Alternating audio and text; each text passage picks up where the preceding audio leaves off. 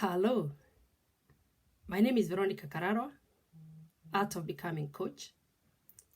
And today I thought of adding my voice to the many voices out there during these difficult times of coronavirus. I just felt obliged to say something about taking care of our mental health well-being, especially how we deal with worry, anxiety, and panic during these trying times. It is true, everybody has been affected by the crisis, but some people have been affected more than others.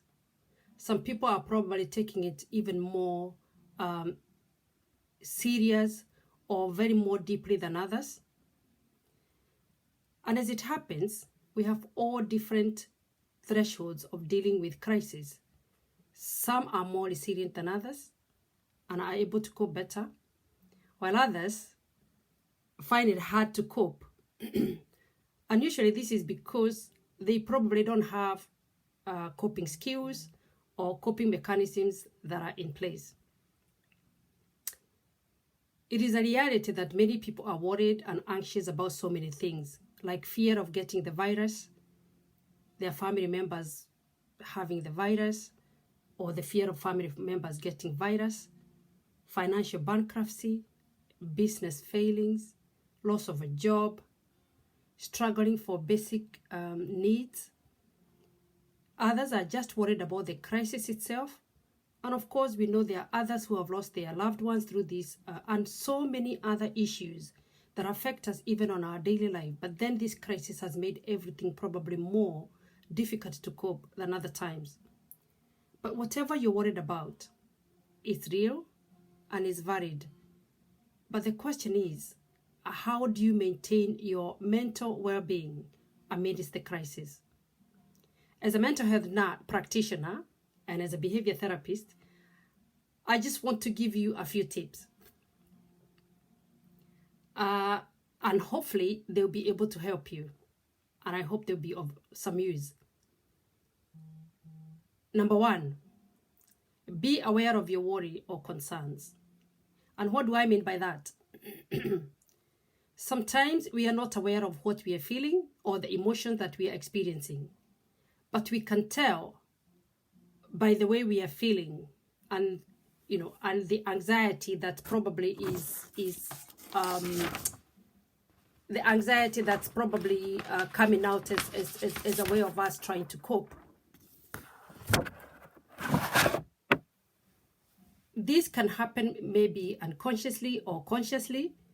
But one of the things that you need to be aware is, do you have some thoughts are recurring now and again, that you're thinking about the same thing over and over? That could be a very clear sign that you're probably worried about something. And if you are worried about something, the first thing I'd advise you is to ask yourself, what are you worried about? What is it that you're really worried about? And I know this question may sound stupid after I've said or indicated that the worries that we are having or people are having right now, they are valid. But everybody is different. And although we are all going through the same crisis, we are also experiencing the crisis in different ways. And we're struggling with different issues. So write it down, what you are worried about. Because they say that the devil is in the detail. Once you write it down, you can visualize it. You can actually name it. You can see what it is that you are actually worried about. And one of the things I want to tell you is that worry is usually brought about by fear.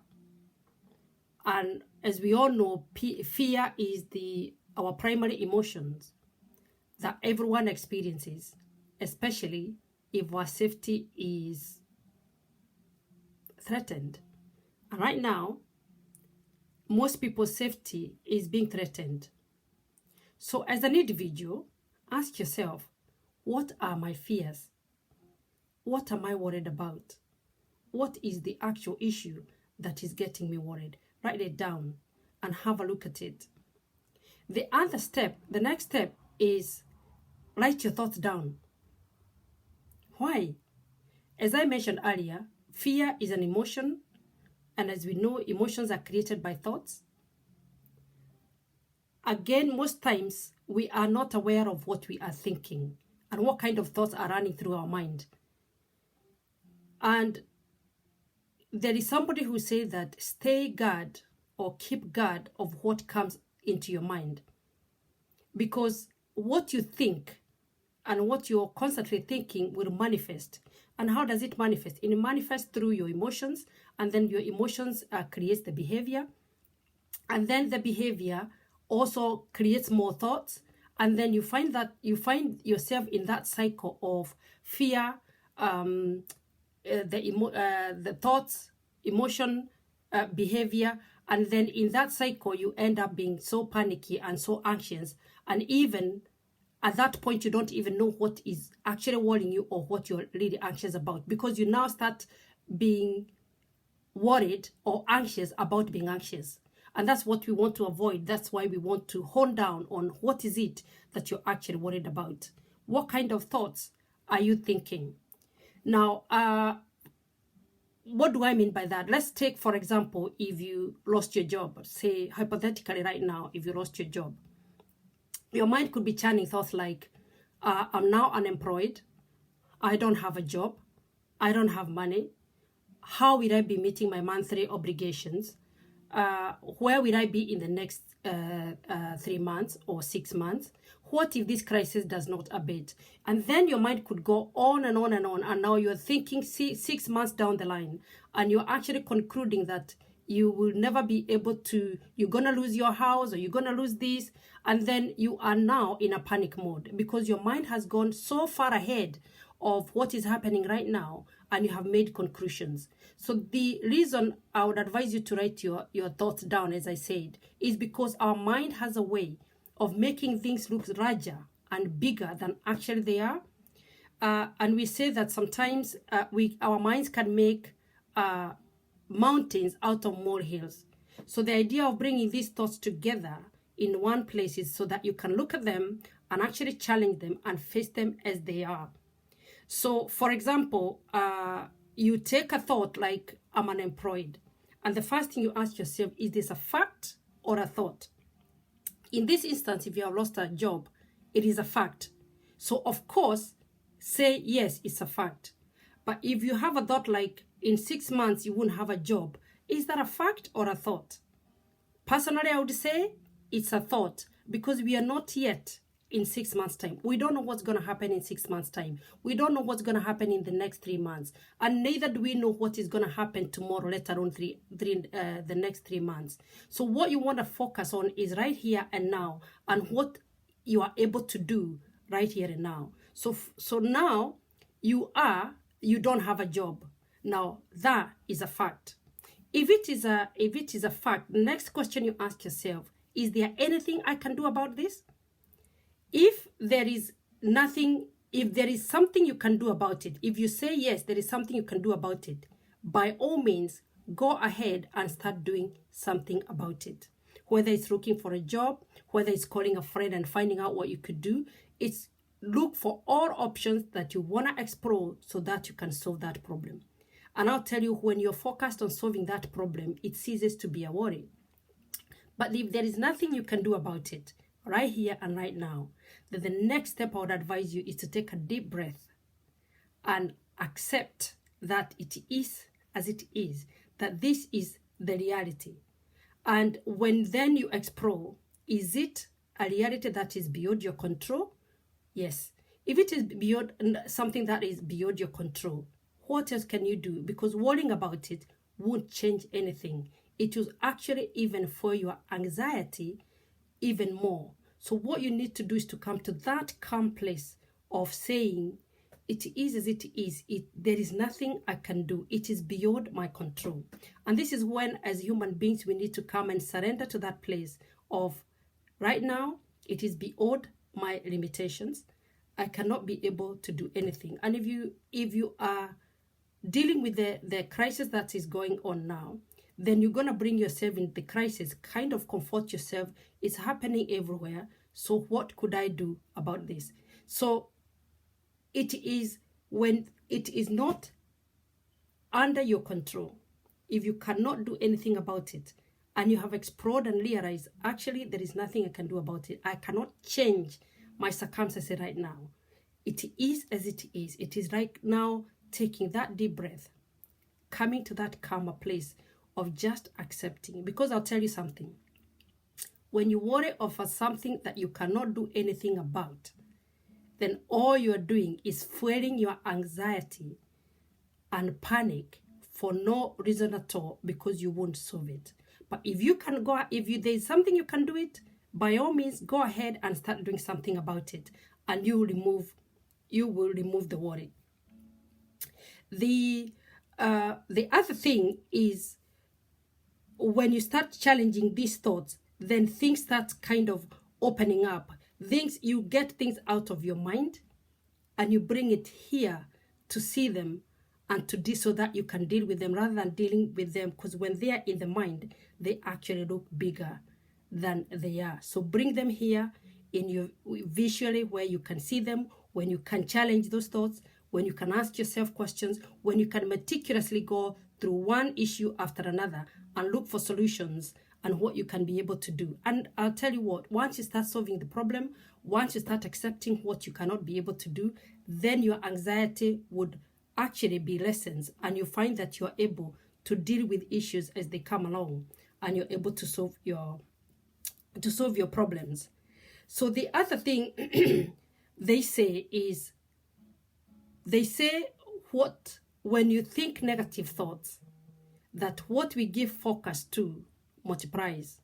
If you give your attention to something, it actually grows. So what you want to be able to start doing is to reduce your attention to the issues and to the worries you are worried about. Because the more you give it attention, the more you focus on those issues, the more they are going to grow. So what you want to do is to always get to that place, that calm place. You bring back yourself to the here and now. And here and now, ask yourself, what is it in my power right now that I can be able to do? Because anything that you cannot control, don't worry, don't start worrying about it. They say, do what is within your circle of influence, what you can be able to influence, what you are able to control, what you are able to do. And at this time of crisis, what are you able to do within your circumstances, with what the issues you're going through? What are you able to control? What are you able to deal with? And some of the tips I would be able to give is, you can be able to control your nutrition at the moment. Make sure you get good sleep. Go for a walk. Talk to friends. Talk to families. Do what you can be able to do and what is within your power in this moment in time. Do what you are able to do that is within your control. But anything that is not within your control, just accept it and leave it. And at that point, that is when we say, when it is beyond your control, when it is beyond your influence, your circle on influence, that's where you give it to the higher being. That's, you either pray or meditate, depending on what suits you best. But anything within your control, go ahead and do it and become busy, because then you are going to get yourself in that place of mental well-being. You can also volunteer, because it says that people who get depressed, they get depressed because they are so much within themselves and their issues and what is bothering them. But if the universe supports people who actually give, so in this time of crisis, if you are able to volunteer, go out there and look out where you can help and volunteer. Then it will get you out of your mind and your issues and be able to focus and see what other people are also going through. And then it will also bring you to a place of calmness and serenity. And just to crown everything off, just remember this, that a crisis is a change in the environment that demands new and scheduled response. I'll repeat that again, that remember that a crisis is a change in the environment that demands new and scheduled response. In other words, how I would put this is that it's an opportunity to learn new ways of coping and dealing with issues of life. So this crisis, we want to look at it is rather than looking at it in so much a negative way, we want to look at it like it's a new opportunity for us to be able to learn how to cope in different things and different situations, because that is what we are demanded to do. So I hope that has been helpful. And I hope you'll be able to write those thoughts down and be able to get to that place where you can operate from a calm, corrected, and serenity place, even within all the difficulties that is happening around us. All the best. And I hope this has been helpful. Thank you, and talk soon.